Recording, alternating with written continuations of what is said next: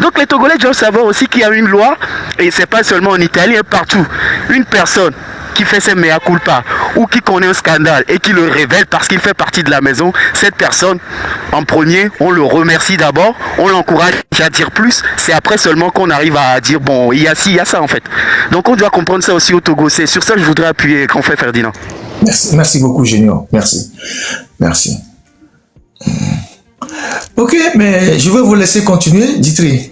Ok, d'accord, merci. Je remonterai à tout moment si c'est possible. Ouais. D'accord, tu remontes quand tu veux. Merci beaucoup. Donc vous pouvez me descendre. Merci. Merci beaucoup pour ces précisions. À tout à l'heure. Bon, Ditri, voilà un peu la solution. Je vous ai pris en cours de route. Pardon, bonjour. Oui, bonjour. Oui. Mais tu sais ce que tu dis là, c'est très important parce qu'en fait, au Togo, il y a une loi sur les lanceurs d'alerte. Hein.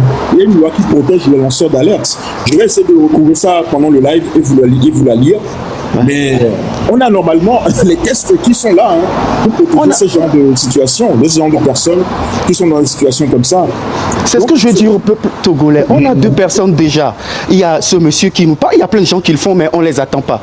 Maintenant, on a Maggie, la semaine surpassée. Les gens criaient, alors qu'elle nous a dit tout. Il y a aujourd'hui ce monsieur, il nous parle encore, nous dit pourquoi c'est maintenant ce monsieur nous parle. Alors que moi, je veux faire quelque chose de simple. Vous avez vu, si vous prenez un peu la lettre de Maggie, Maggie a dit le Togo est gouverné sans boussole en gros. Une navigation à vue. Donc, quelqu'un dort, il réfléchit, où est-ce que je peux gagner des millions dans l'argent des Togolais? Il établit son plan, il y va. Sinon, comment on peut dire que la société, une grande société d'État, hein, qui est prestatrice de services, en tout cas d'un bien nécessaire pour la population, n'est pas capable d'anticiper sur les coûts d'échange, n'est pas capable d'anticiper sur les stocks stratégiques, hein, n'est pas capable de s'auto-gérer, n'est pas capable de faire des audits en interne et de supprimer les postes de doublons. Regarde, et pour laisser les autres parler, j'ai vécu quelque chose il y a 2 semaines. Une société, pour ne pas donner son nom, à l'étranger, qui se porte bien, tous les comptes sont ouverts. Mais malgré ça, on a reçu une boîte américaine qui est venue, hein, qui a fait l'audit en interne et a demandé aux gens, vous savez, il y a trop de gens dans l'entreprise. Aujourd'hui, il y a le télétravail, c'est possible. Donc, vous allez libérer vos locaux annexes et puis vous allez garder le siège principal. Les autres, ils rentrent chez eux à la maison et une fois par semaine, ils viennent se pointer. Ils peuvent faire leur travail à distance. Et le loyer, je peux te dire que le loyer pour l'immeuble, c'est un R+2. On était à 45 000 euros. On était à 45 000 euros. Aujourd'hui, est-ce une place, qu'est-ce que je dis? En tout cas, est-ce une marge de réserve ou une marge d'économie ou pas? Si on enlève 45 000 euros le mois, x 12. Et aujourd'hui, les locaux annexes sont fermés. Mais la société, elle se porte bien. En tout cas, il y a de cela 2 semaines, mais elle se porte bien. Et les gens sont en télétravail, ils sont contents même d'être chez eux, encore plus productifs. Donc, ce que je voudrais dire par là, c'est que le Togo est gouverné à vue. Tout le monde vient. Il dit, bon, le Togo, où est-ce que je peux couper aujourd'hui? Je coupe et je m'en vais chez moi, quoi. Et c'est aberrant. Ferdinand a tout dit, même le coût d'échange. Vous pensez qu'ils sont cons? Ils sont pas cons. Hein? Ils peuvent acheter, par exemple, 10 litres aujourd'hui et dire demain, ils ont fait des erreurs dans la commande. Ils rajoutent 10 litres, le lendemain 20 litres. Tout ça pour gagner au niveau des taux d'échange, en fait. Parce qu'à chaque facture, ils seront facturés des milliers de dollars pour les coûts d'échange, en fait. Tu vois un peu comment le Togo est organisé, comment le Togo est gouverné. Et je pense qu'on en avait parlé aussi la semaine, il y a 2 semaines de cela, à propos de la dette. On a dit que tout va encore partir en vrille. Personne ne nous a écoutés, ou en tout cas ils nous ont écoutés, mais ils n'ont pas pris ça au sérieux. Résultat, aujourd'hui on a le coût de l'électricité qui est parti en hausse et reste à venir, mais bien plus encore, parce que ce sera l'essence. Après l'essence, ça sera l'eau. Et après l'eau, c'est le riz et l'alimentaire, quoi. En tout cas, merci, je m'arrête là d'abord. Pour le riz et l'alimentaire, ça va s'enchaîner parce que quand on augmente le coût de l'énergie et ça se répercute rapidement sur le coût des transports, sur le coût sur les prix de revente des biens, des denrées alimentaires. Donc, dès la semaine prochaine ou bien même dans 2 semaines, les gens vont déjà sentir la hausse des prix des denrées alimentaires. Ça, t'inquiète pas, hein. Il y a même pas, ils en feront pas une annonce pour ça. Il y aura pas d'annonce pour la hausse des prix des denrées alimentaires. Là, ça va être une suite logique de l'augmentation du prix de l'électricité. Tu vas voir. Donc, dans les jours à venir, tu vas voir, les gens vont commencer à crier aussi que, oui, donc, on va la voir, tout cela. Tout ça, ce sont des suites logiques. T'inquiète pas pour ça. Ok, Milawe, si tu le permets, on peut continuer le déroulé du monsieur. La lecture, on n'a pas encore terminé la lecture. Hein. On l'a même pas terminé, mais c'est que c'est tellement. C'est toi qui m'as arrêté dans les 20 milliards. Oui, mais t'imagines 20 milliards. 20 milliards chaque année, quoi. C'est énorme, quoi. Il fallait 20 quand même. Milliards. Estimons que 20 milliards de 2012, de 2013 jusqu'à 2025 maintenant. Ça fait combien? Il fait plus de 200 milliards. Ça fait déjà plus de 200 milliards. C'est 20 milliards fois 12 à. Et ouais. Et en 2012, 240 milliards. Ça fait combien d'années? 240 milliards. 1 milliard par 12. Mais surtout, je pense qu'il doit y avoir plus. Ça, c'est juste ce qui est connu. Hein. Non, mais ça, c'est son analyse à lui. Et j'imagine que, voilà, il serait resté là-bas encore plus longtemps. Il y aurait eu encore des cas encore pires, quoi. Donc, voilà. Bref, Milawe, je te laisse continuer. Et la société. Je continue, hein. Je continue d'affirmer que les pertes d'énergie en ligne et les fraudes au compteur, spécialement des entreprises dont les dirigeants sont vicieux, véreux et peu de foi, font perdre à la CET chaque année 20 milliards de francs CFA. C'était mon évaluation de 2013.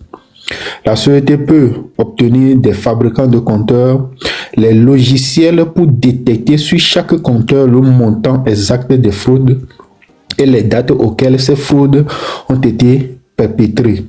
Et enfin, je supplie la direction de la société de prendre des dispositions pour séparer les postes de transformation des entreprises, les postes de transformation,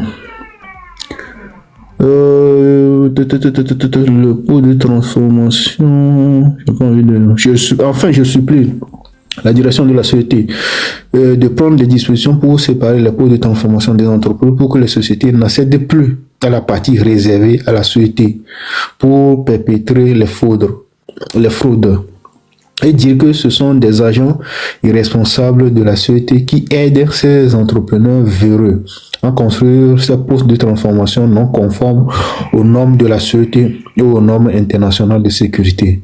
C'est seulement à ces conditions que la société peut nous fournir de l'électricité à un prix moins élevé que les tarifs qu'on vient d'augmenter. Voilà, en gros, ça c'est pour... mais Mila, ouais, tu te rends compte quand même rapidement sur ce qu'il a dit là, que c'est-à-dire qu'il nous dit que les fraudes même sont organisées de l'intérieur en fait.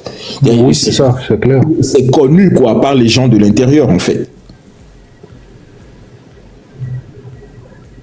Mais c'est quand même hallucinant. C'est incroyable, hein, c'est incroyable. Que voilà, c'est la gestion, ça c'est ce qu'ils appellent la gestion, hein. Et fort, Nyasingbe, c'est tout ça, hein, il est au courant de tout. Donc, avec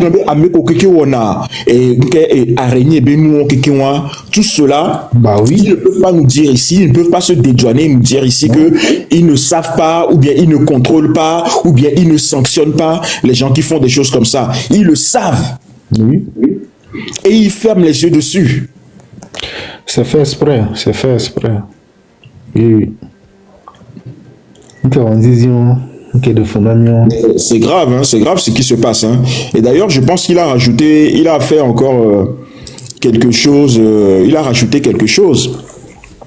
Que quoi, 4 heures après ça, il a dit que ma sortie, je vous la lis rapidement, ma sortie sur la CET est dirigée contre ces soi-disant ministres et autorités irréprochables qui sont autour du président du Conseil depuis son avènement au pouvoir, mais qui sont de vrais fossoyeurs de l'économie togolaise. Voilà, ce terme de fossoyeur de l'économie togolaise, nous en avons parlé ici. Hein. Nous avons été parmi, on va dire, si on peut, en toute modestie, parmi les premiers à dire que ils sont les fossoyeurs de l'économie togolaise, hein, des assassins économiques. Mais là, tu te rappelles? Justement, je me rappelle très bien. Ce sont des assassins économiques. Voilà. C'est incroyable. Donc il dit, hein, ma sortie est dirigée, écoutez bien, ma sortie est dirigée contre ces soi-disant ministres et autorités irréprochables qui sont autour du président du Conseil depuis son avènement au pouvoir, mais qui sont de vrais fossoyeurs de l'économie togolaise. Quel exemple on peut citer? Milawe, donne-moi des exemples, des autorités irréprochables dont il parle là, ou bien des ministres dont il parle. Moi, je peux citer, je peux commencer par M. Barquet, par exemple, qui a été conseiller longtemps avant de devenir aujourd'hui sénateur là. Il était pendant longtemps ministre, ensuite conseiller. Oui. Il y en a d'autres, hein? Mais Far même dedans. Lui-même, oui. il était ministre, non? Il a occupé ce poste-là, non? Donc, non, mais là, on parle de juste après son avènement. Tous ceux qui l'ont entouré depuis son avènement en 2005 ou quoi. Ministre, il y a les DSK, par exemple. Comment il s'appelle? C'est Aziablé, non? Je ne sais pas comment il s'appelle. C'est qui? C'est Aziablé, non? Aziablé, là, la dame, là, c'est elle qui était ministre des Mines, non? Oh, oui, mais... C'est Aziablé, non? Et l'ancienne ministre des Mines, là, mettez son nom en commentaire. Si oui, Mila Aziablé, effectivement. Mais moi, je parle des autorités irréprochables dont il parle là, tu vois, auxquelles il fait allusion. Donc, vous avez les comment ils s'appellent, les Lopez, comment ils s'appellent d'autres là, Tony Blair, tous ces économistes, ces assassins économistes là, qui sont autour. MK et tout, oui. Et là, je continue. Il dit, ma sortie est dirigée contre ces soi-disant ministres et autorités irréprochables qui sont autour du président du Conseil depuis son avènement au pouvoir, mais qui sont... C'est DSK, faute du tri. Oui, ben voilà, DSK. Qui sont de vrais fossoyeurs de l'économie togolaise. Mets ça en ton micro. Qui sont de vrais fossoyeurs de l'économie togolaise, aidant les étrangers véreux qui n'ont ni foi ni loi à piller notre économie. Ça, ce n'est plus Milawe, ce n'est plus Djitri qui le dit. Hein. C'est l'ancien directeur général de la CET qui nous dit ça. Monsieur Djitri, il y a des choses qui vont sortir. De Moulato, il y a des choses. À l'avenir, des choses vont sortir. Quand on disait ça là, on avait des gens qui montaient sur le panel pour nous dire oui, mais pourquoi vous osez dire des choses comme ça, que ce ne sont pas, comment vous osez traiter les gens d'assassins économiques, vous pouvez dire que les gens sont des criminels économiques et tout. Regardez ça, c'est l'ancien directeur de la CET qui dit ça. Ma sortie est dirigée contre ces soi-disant ministres et autorités irréprochables qui sont autour du président du Conseil depuis son avènement au pouvoir, mais qui sont de vrais fossoyeurs de l'économie togolaise, aidant les étrangers véreux. Ce ne sont pas des mots, c'est des mots durs. Aidant les étrangers véreux qui n'ont ni foi ni loi à piller notre économie.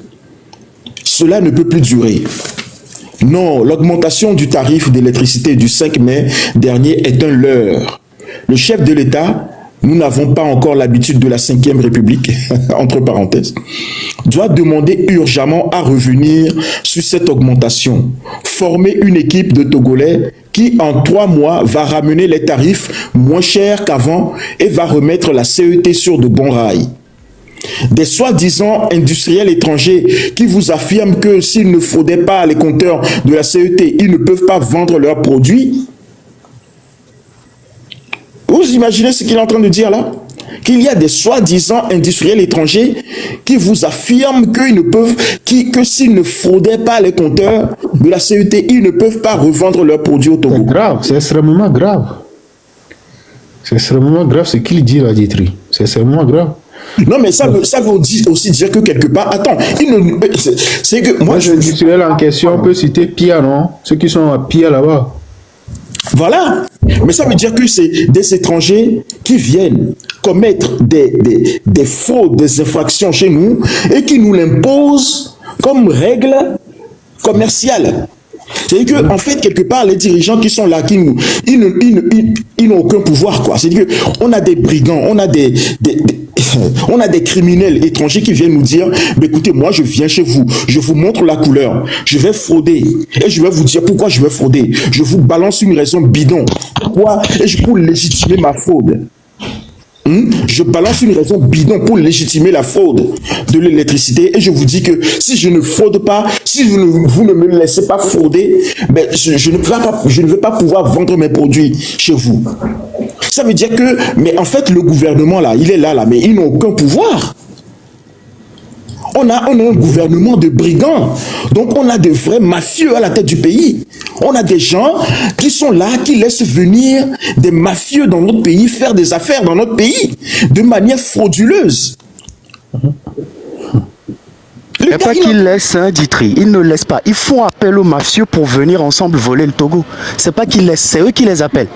Oui, non. Tous les DSK, Tony Blair et leur compagnie, là, tout le tout team, c'est eux qui font appel à tous les assassins économiques là pour venir assassiner l'économie du pays. Et plus les industriels qui sont là, dans Apia, Zone Franche, tout ça, là, c'est eux qui fraudent l'électricité, c'est eux qui font ces bêtises-là. Ils font leur c'est eux qui imposent leur loi. Voilà, écoutez ce qu'il dit, hein. Et il donne même des exemples précis, parce que nous, ici, quand on parle de corruption, les gens ne veulent pas croire et sous, ils veulent remettre en cause les documents qu'on a et tout. Aujourd'hui, vous avez un repenti qui vient, ou bien quelqu'un qui a été du sérail, qui vient nous dire, ben voilà ce que j'ai vécu. Peut-être qu'il n'a pas touché, mais regardez, il dit ce qu'il a vécu. Regardez ce qu'il dit. Je reprends la phrase au début. Des soi-disant industriels étrangers vous affirment que s'ils ne fraudaient pas les compteurs de la CET, ils ne peuvent pas vendre leurs produits. Il était même prêt à me remettre 150 millions de francs CFA, 50 millions pour mon DG, 50 millions pour nos agents contrôleurs et 50 millions pour moi-même. C'est la corruption. Une tentative de corruption. Mila, comment on avait appelé ça la dernière fois? On a fait le live sur la corruption. Ça, c'était la corruption passive ou active, ça. Oui, ça, c'est la corruption active. Lui, il est allé juste pour aller corrompre les gens, c'est ça, quoi. Il allait proposer des billets. C'est des crimes économiques, faut dire ça. Mais c'est un aveu flagrant, ça. Et que normalement, dans un pays, si c'était la Chine, normalement, ben, je sais pas, il est convoqué, on lui pose des questions, et tout de suite, on va aller cueillir ces industriels là chez eux, et c'est la potence tout de suite, quoi. On ne pose même pas de questions, c'est la potence, quoi. Écoutez ce que dit l'ancien directeur de la CET. En tout cas, le DGA, l'ancien DGA de la CET. Il était même prêt à me remettre 150 millions de francs CFA. 50 millions pour mon DG. Parce que DGA, ça veut dire DG adjoint. Hein, c'est le directeur général adjoint, en fait. Hein. Donc, lui, il était l'adjoint du directeur général de la CET. Je précise. Donc, il dit que le gars était venu lui dire, écoute, si vous ne me permettez pas de frauder les compteurs de la CET, je ne peux pas vendre mes produits au Togo. Et pour vous fermer la bouche, je vous propose 150 millions de francs CFA. Vous prenez 50 millions, vous donnez 50 millions à votre DG et 50 millions pour les agents contrôleurs, pour qu'ils ne viennent pas me déranger quand je serai en train de travailler. C'est ce qu'il nous dit là. Tu es étranger chez les gens, tu dis de ne pas venir te déranger quand tu travailles. Le monde est tombé sur la tête. Non, hein. Même pas, mais si au moins tu faisais ton travail de façon réglementaire, si tu respectais les règles, j'allais dire ok, d'accord, il essaie de trouver un terrain d'entente et tout, machin, il me rapporte quelque chose, nous aussi on peut lui céder un peu de terrain, d'accord, mais là il vient carrément dire que je veux frauder. Oui, c'est ça, non? Il a été clair. Il a été clair, quoi. Il vient voir le directeur adjoint, le directeur général adjoint de la CET, et la compagnie électrique et énergétique du Togo, la première compagnie électrique du Togo. Il y a un agent, un entrepreneur étranger qui vient là, qui vient voir le directeur adjoint. Et vous imaginez le culot quand même, c'est que c'est quelqu'un qui n'a même pas peur, quoi. Il va voir le directeur adjoint de la CET pour lui dire, écoutez, moi je veux frauder. Parce que si vous ne me permettez pas de frauder vos compteurs, je ne vais pas pouvoir vendre mes produits ici au Togo. Donc, écoutez, je comprends que ça vous choque, mais je suis prêt à vous donner 150 millions pour fermer votre bouche là. Alors que nous, on a une perte de 20 milliards par an. Hein. Et surtout me laisser tranquille quand je travaille. Et surtout, parce que dans les 150 millions là, je vous donne 50 millions pour votre DG, pour votre boss là, rapidement. Vous empochez 50 millions et puis les autres 50 millions là, vous distribuez ça aux agents contrôleurs là, pour que demain, si je travaille ici, ils viennent chez moi, qu'ils me laissent tranquille, quoi. Vous imaginez quand même le culot de la personne? Normalement, tu fais ça ici en France, c'est la police qui vient te cueillir rapidement. Tu es mis en... Ditri. Ils savent très bien qu'il y a de l'impunité au Togo, qu'on n'a jamais condamné qui que ce soit pour corruption, tentative de corruption, quoi que ce soit, pour conflit d'intérêts. C'est-à-dire que ça n'a jamais eu lieu au Togo. Donc tout le monde se permet de faire n'importe quoi. Et c'est ça qu'ils appellent le doing business. C'est ça qu'ils appellent le doing business là, pour lequel ils sont récompensés et tout. C'est ça ce qu'ils appellent le doing business en fait. Je viens de comprendre. Et tu vois, les étrangers, ils sont toujours là à dire au Togo, il y a des banques qui prêtent. C'est un pays où les affaires vont bien. C'est pour ça que nous sommes venus installer au Togo. Et chaque fois, c'est les mêmes discours. Hein. Même les journalistes véreux, hein, les journalistes bitosards aussi, avec leur truc de panafricanisme, viennent dire non, parce que le Togo, il y a les banques qui prêtent, des trucs machins. Ils te sortent des trucs à dormir debout. Tu te poses une question. Est-ce qu'ils parlent de mon Togo à moi? C'est-à-dire le Togo où les gens n'arrivent pas à manger 3 fois par jour. C'est-à-dire, je ne sais pas, est-ce que la population comprend ça? On nous dit que les gens sont payés. Hein? Les gens se font payer leur voiture tous les 4 ans. Les gens prennent des carburants, des bons d'essence gratuitement. À vie. Tu ne paies pas l'électricité à vie. À vie. On vous dit qu'il y a les ministres, il y a certaines responsables, il y a plein de gens qui ne payent pas également leur consommation d'électricité, c'est-à-dire les ministres, les adjoints autres. Et moi, je ne m'arrête pas aux adjoints et les gens dont ils parlent. Moi, je vais encore plus loin. Excusez-moi, je crie parce qu'il y a un peu de bruit chez moi. Moi, je vais plus loin en disant même qu'on peut citer... Ah, je pense que ton réseau là, ton réseau est un peu coupé. Tu es dehors, hein, tu es en déplacement. Oui. Allô, tu m'entends de nouveau? Oui, pardon. Oui, c'est bon. Ouais, je suis rentré dans un tunnel là. Ouais, je disais que je ne sais pas si les gens comprennent. On dit que les ministres ne payent pas leur consommation. Mais moi, je vais loin pour vous dire, c'est les femmes des ministres, leurs copines, les copines des ministres. C'est toute cette bande. Hein. C'est pas que les ministres, les directeurs. Non. C'est leurs copines, les bras droits. C'est-à-dire les CP. En fait, vous comprenez un peu. Donc, on a du mal. Je ne sais pas si vous comprenez ça. Et on vous dit qu'on a mis le prix, on a fait l'augmentation de l'électricité. Personne ne bronche dans le pays. Hein. Personne ne bronche. Hein. Sérieux? Mais au même moment, avec Garco, les relations pour mettre sur les trucs, les gens, certaines profitent tranquillement de ça sans que personne ne parle. Non, monsieur Ditri, je m'arrête là. Non mais c'est grave, hein, c'est grave. Je vais passer un peu la parole et puis après je continue le post qu'il a écrit. Libérer le Togo. Tu veux peut-être émettre un petit avis et ensuite on continue. Est-ce que tu es là, libérer le Togo? Libérer le Togo. Je pense qu'il y a son micro qui est fermé. Mais ça, tu es là. On va peut-être passer la parole à la Cachemire. La Cachemire, tu veux peut-être ajouter quelque chose? La Cachemire, démute ton micro. La Cachemire, tu es là? Oui, je suis là. Bonjour les combattants. Vous faites un boulot vraiment admirable. Courage à vous. Bon, pour ce que vient de dire l'agent au directeur de la CET, vraiment, ça montre combien de fois ce sont des voyous qui sont aux affaires au Togo. Des voyous et des voyous. Vraiment, les citoyens doivent prendre conscience de la situation pour se révolter une fois de bon. Regardez des affirmations qui font, c'est-à-dire, ça me donne de quoi là, de la chair de poule, quoi.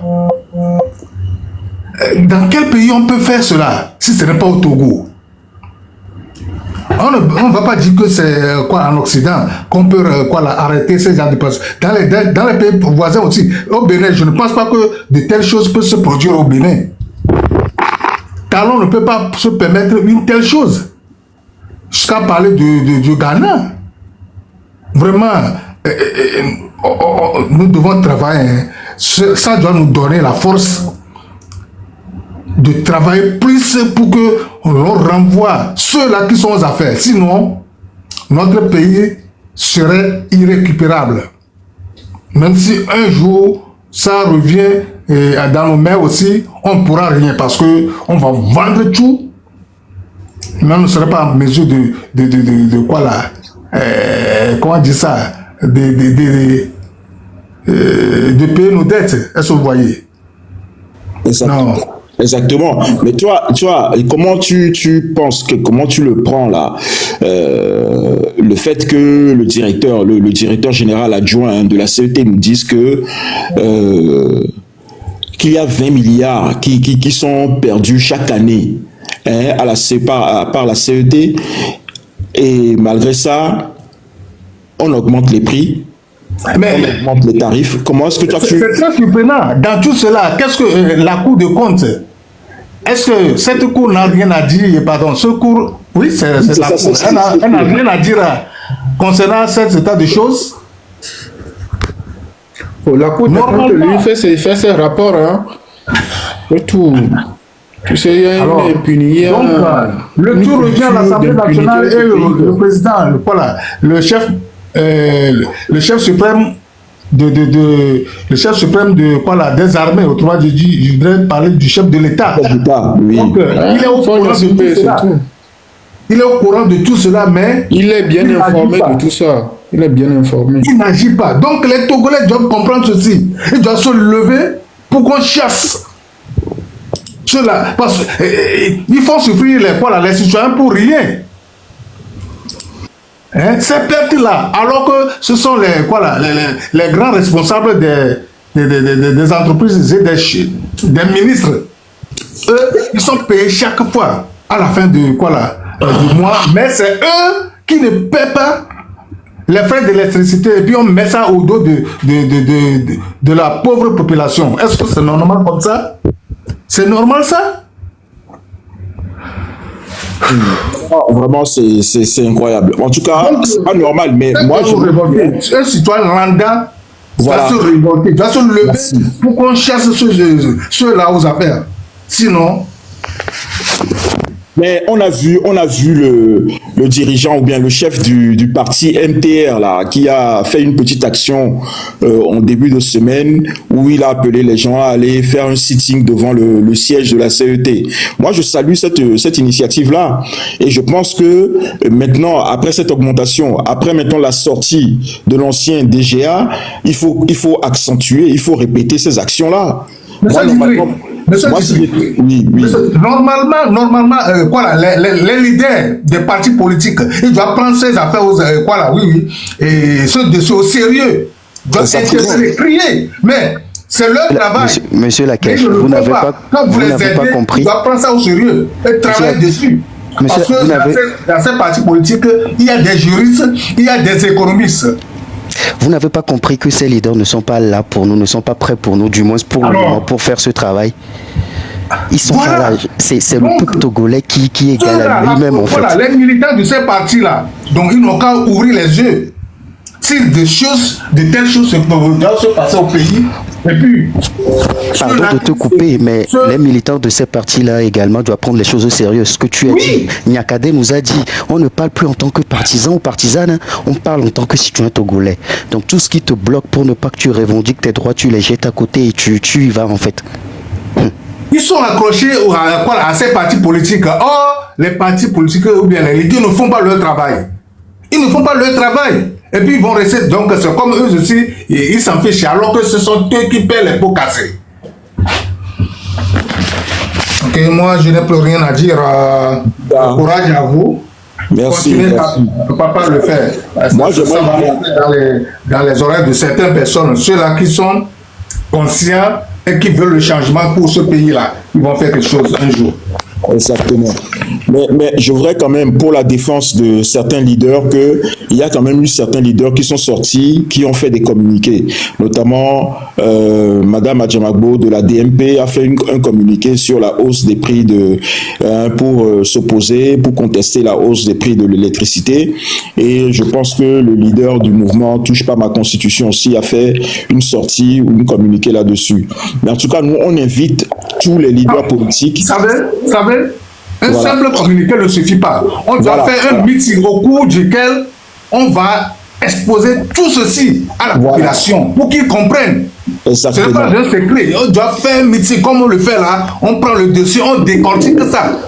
Exactement. Et on explique les choses. On explique les choses aux gens. Parce que c'est pas possible. Il y a on essaie de faire notre maximum, mais on peut pas tout faire, quoi. Il y a des gens, ils ont besoin de plus de... Il y a peut-être des gens qui ont besoin de schémas. Il y a qui ont besoin d'exemples concrets pour mieux comprendre les choses. Il y a des gens qui ont besoin qu'on les traduise dans leur langue natale. Amekoni Nord, Amekoni Sud, Amekoni Est, Centre, Tokuto. Il y a Fofo et lui et Vevio, les villages à Plaouto, comme c'est français, que ton va. Oh, il y a what de nuit à Goménon, quoi. À me connaître à Goué. Dites-le, mais il y a les Végbéméa. On adore un ami sans là. En plus, lui-même, il est électricien, pardon. Et on adore un ami Bignon en tossant là. Togo Djoufiko, le Manou, le Seigneur avec Béa, Trovam de Koukouno. Moi, je t'invite à revenir ici, continuer le bon travail que tu faisais, s'il te plaît, Togo Djou. Donc, les gens qui on adore, les gens qui on adore. Bon, vraiment, le faucon, oui, pardon, vas-y. Un mot, et ensuite je vais te défendre. Alors, faucon, là, des gommes, Dis un mot aussi, je vais descendre. Parce que j'étais en bas dans les commentaires avant d'apprendre ce que vous venez de dire. C'est-à-dire que quoi? Le gars, l'entrepreneur, il est venu et dit directement au DG ou bien l'agent du DG de la CETE que moi, je suis là pour, je vais vous donner une telle sort et laissez-moi truquer le compte de la CETE. C'est-à-dire sans aucune vergogne. Il lui a dit ça directement comme ça. Parce que je n'arrive pas à comprendre quoi. Je ne pouvais pas l'imaginer. On sait qu'il y a la corruption, tout ça là. Mais au moins, il faut le faire d'une manière subtile. Un truc comme ça. Aucune subtilité, mon frère. Aucune subtilité. Waouh. C'est-à-dire que moi, je me dis, là, ça prouve encore, ça démontre encore une fois que, c'est-à-dire que nous sommes dans un pays d'impunité totale. La corruption, elle est devenue monnaie courante au Togo. Dites-moi, une seule fois où les journalistes ont mené des enquêtes et ils ont fait des révélations. Et combien de fois on a condamné ceux qui sont responsables de ça? Combien de fois on a essayé de mettre les gens en prison à cause d'un tel détournement, etc. Il n'y en a pas. C'est pour cela qu'il s'est permis cela. Il faut qu'on se dise la vérité. Je sais qu'il y a la corruption, mais dit ça, c'est dépasser les bornes, les limites. Que moi, je suis venu là, je vais te donner 150 millions et je laisse-moi truquer le compteur. Faut pas me déranger dans mon travail. Directement comme ça, waouh. Waouh, ça, c'est comme si je vis dans un univers romanesque, hein? Franchement, quand j'étais dans le commentaire, mais ça m'a tiqué, j'ai dit que je vais monter. Parce que j'arrive pas à quoi? C'est de la tragicomédie, c'est de la tragicomédie. Waouh, le Togo. Écoutez, le pays est dans l'abîme, hein? Le pays est dans l'abîme, il faut qu'on se le dise. Il faut qu'on se le dise. Ouais, parce que il est grand temps qu'on fasse quelque chose. Il faut que le peuple prenne sa responsabilité, parce que ça ne peut plus durer comme ça. Ouais, c'est ce que j'aime, parce que j'étais en bas, mais je redescends, parce que c'est le vertige en même temps. C'est pas possible. Ok, on va donner la parole à Nedji. Nedji, je vois qu'il a un problème de connexion là. Donc, Nedji, si tu veux intervenir, vas-y. Oui, bonjour à tout le monde. Bonjour à tous ceux qui se trouvent sur le panel. Je suis un peu en circulation, mais je vais quand même parler. Voilà. Donc, Maï les gang quoi, parce que on est devant mes bec quoi. Donc, il y a quand même les blancs que ton qui m'a mia fofo Ferdinand ou régulation quelque part ça ba mingba non surpris bena les semaines à mea avec des romans en toi à juin et benilo mila mingba non surpris les semaines à mebe directeur en toi on a top bien ba des romans buto ba golobe à juin dadje mais mudo information quelqu'un ba le pompo parce que Togo Emile quoi on a bien avec un directeur avec bateau ba pompo ne ba ça démenti nya ke à juin gula minotere nya ko dans les semaines à venir à nimimnya a directeur en toi pompo et moi ni de kama kan sim de na misia kem ke no lumea et on y indien ndole odo usine Nigeria pour fabriquer na en ke gbe plastique bois en ke gbe emballage ni pas Nescafé be tube bitu kuan ke me yo na ya Nescafé do arabe mtubi arabia ben mtubi en ke gbe emballage be ne pepe quoi et on fabriquer na donc odo usine na do Nigeria donc on est déjà s'implanter le pays francophone demain donc on étudier et nous à le connaître ma Bénin coup de Togo pourquoi be au Togo là dans yo va à l'époque à Pachaeni avec qui s'occuper dans les zones franches on va pas Pacha et autonome benene yo dit là-bas s'installer no coton et ben no problème les no coton à mocho il va pour beaucoup avec directeur no coton et kem yo trova ko dato na yo da signer contrat no coton et non c'est le cas ben no pourcentage que il y a un top personnellement et dans nos les wabe ni a gamia et ni 51% à no be o les que mi ya on to la so yo be da yo na ba da jolo douame ye mi a Milano 51% aussi ma et to la no be ne mi va mi me da tu électricité mi me da tu impôt et fin que mi be mi da tu ne togo to ko la no dona mi a mi la didi fait hein égalé que combien no tu ne togo to donc avantage le beaucoup de que yo dynamique et non qui a ele gombe la 51% nyanya ante mi la 49%